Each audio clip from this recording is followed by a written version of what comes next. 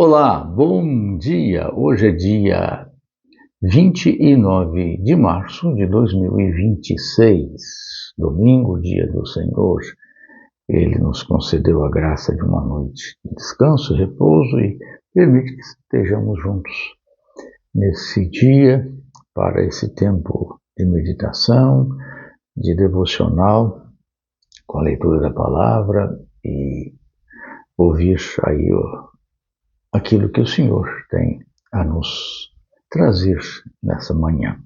O nosso texto está no livro do Gênesis, capítulo 25, versos 31 a 34, que é o episódio que envolve Esaú e seu irmão gêmeo Jacó, quando então Esaú abre mão da primogenitura. Diz o seguinte o texto: Disse então Jacó: Vende-me primeiro o teu direito de primogenitura.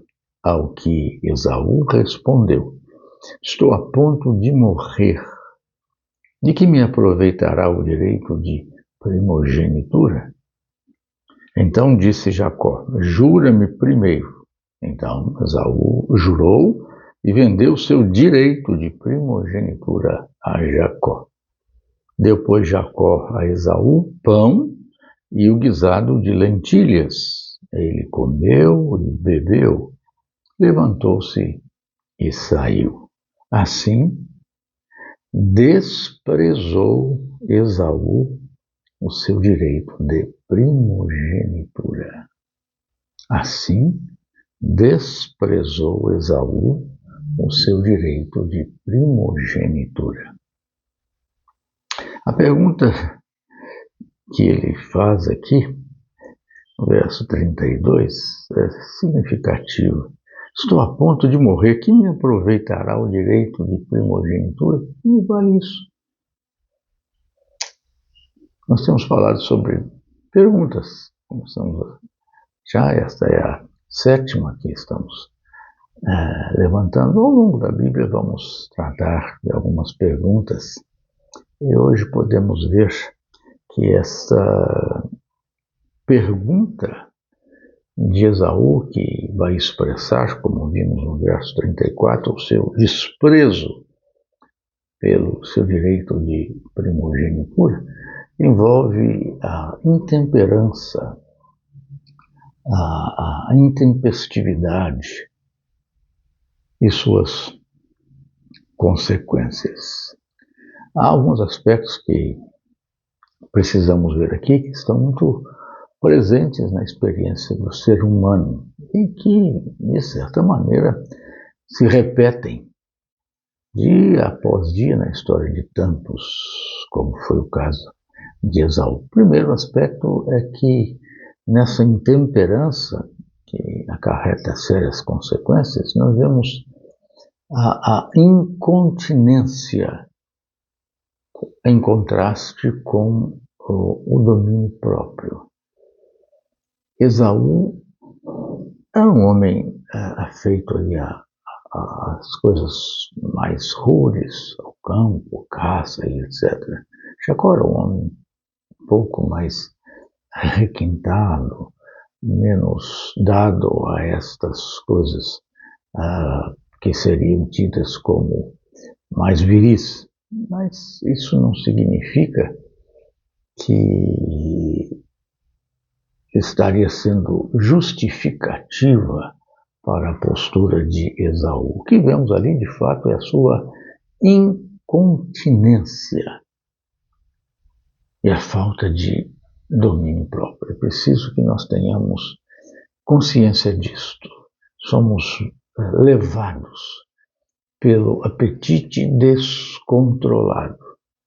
E quando nós damos lugar aos nossos apetites descontroladamente, deixando de lado o exercício do domínio próprio, da continência,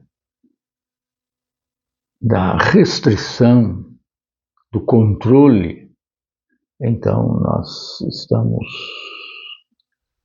estabelecendo ruína para nossa própria vida, porque os nossos apetites descontrolados terão consequências pessoais, familiares, econômicas, sociais, consequências eternas. Veja que Esaú chega cansado, tá certo, depois de um dia no campo, de atividades, etc., e Jacó está em casa e tal.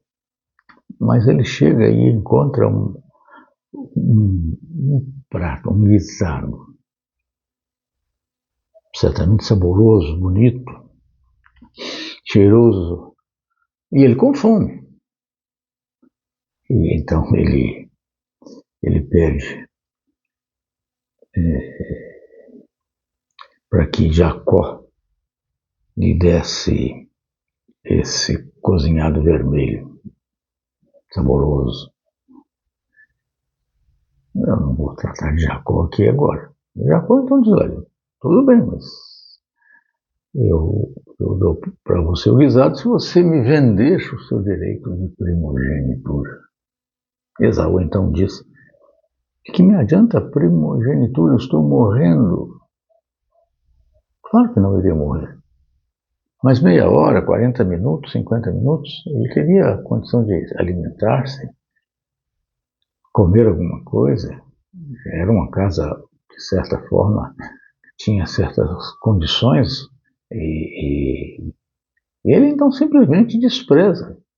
Ele queria ter uma justificativa para deixar extravasar o seu apetite e não se importa então da sua incontinência, sua incapacidade de conter-se e dominar-se, de autodomínio, de domínio próprio, vai levá-lo ao desastre a ponto de vender a primogenitura. Segundo aspecto é o desdém em contraste com o privilégio da bênção. Incontinência, em contraste com o domínio próprio, que lhe faltou. O desdém em contraste com o privilégio da bênção que ele não compreendeu nem entendeu. Por isso diz o texto que Esaú desprezou seu direito de primogenitura. A primogenitura, naquele contexto, era uma bênção excepcional. Era algo assim importantíssimo na vida da pessoa. O filho, o primeiro filho, sobretudo o homem, o mais velho, herdava os bens da família, assumia a chefia de todo o clã, era o sucessor, era o responsável pela continuação de toda a estrutura daquela grande família, daquela família ampliada, daquela tribo. E ele então desprezou. O termo que aparece aqui é desprezou. Ora, a primogenitura era uma bênção, era uma expressão de privilégio que manifestava a bênção de Deus. E Esaú simplesmente troca. É o desdém contrastado com o privilégio da bênção. Tem muita gente que faz isso. Desdenha, despreza a manifestação da bênção de Deus por causa de um prato de guisado de lentilhas. Terceiro aspecto é a fugacidade, em contraste com a perenidade. A incontinência, em contraste com a falta de domínio próprio, ou a falta de domínio próprio. O desdém, em contraste com o privilégio da bênção. E agora a fugacidade, em contraste com a perenidade.